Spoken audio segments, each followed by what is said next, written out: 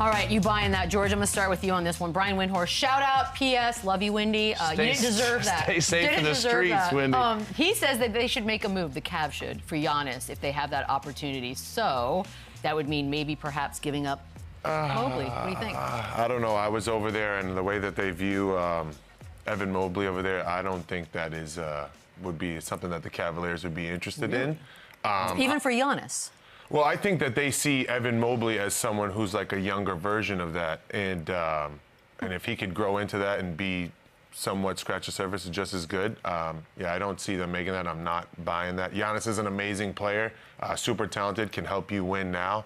I just don't see the Cavs trading a 23-year-old Evan Mobley. I think they're tapping. They gave him the ball a little more. They gave him a little more responsibility. What? Is he that young? He's a baby. He's a stud. He's baby. Oh, wow. Yep. Oh, wow. Does that make you rethink it, Lou? What you thinking? What happened now?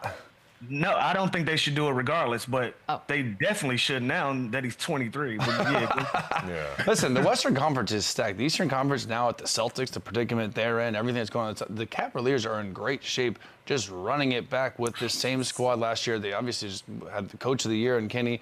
They're another year of chemistry. We just talked about the injury bug that they have. So again, I don't think this is a panic blow up. But if you can add Giannis, I think we're they talking about have Giannis enough. for everybody Yeah, else. but George just said they value Mobley more than him with 23. You have like 7 years of what Evan Mobley could be till he's 30. What does that look like? Okay, but that's a huge what if, what he could be. Here we go with the ifs again. I'm just saying, like... It's all what if. Guys, that was my shot. there are only there's like a handful of players that you're like, if you have the opportunity to add them to your roster, you have to really stop for a second and consider, no matter how much you are in love with what you have. I'm not ready to tweak this roster yet. I think I go back and I think I'm the #1 team again next year, and I think our playoff failures and experience, finally we get over that hump and we're in great shape next year. What makes you think you're going to get over that hump? Health, experience, I don't know, but that's the only thing I that like my deterred roster, yeah. I feel like you're wrong with these a lot, so I don't know if I want to take your word for it. All right, Lou.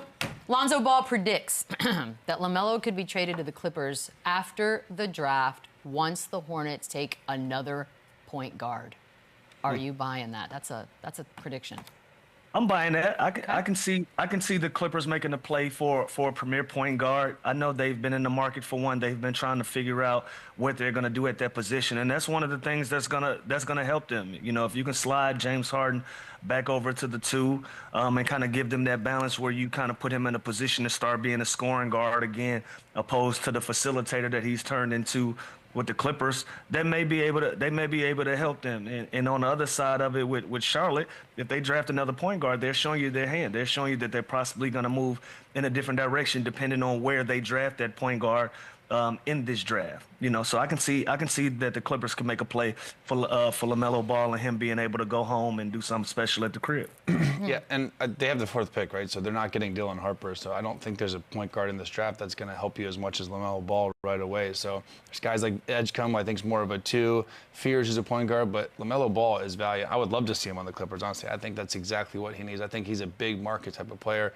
He's from here. I think it would be great, but unless you're getting Dylan Harper, I don't see another point guard that you can build around that's better than LaMelo Ball right now. All right, but how many years left do you have of chasing it once you get LaMelo Ball?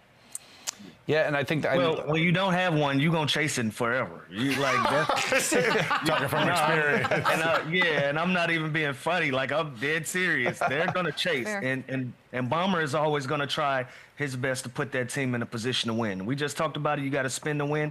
He has no problem in doing that if that gives him a chance to put a banner up in the Intuit Dome. So they're always gonna chase until they get one. So forever is your answer on that one, George. Yeah. Thanks, Lou. No. Insider information. Forever.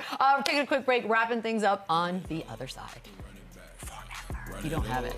Run it back, run it up, run it back.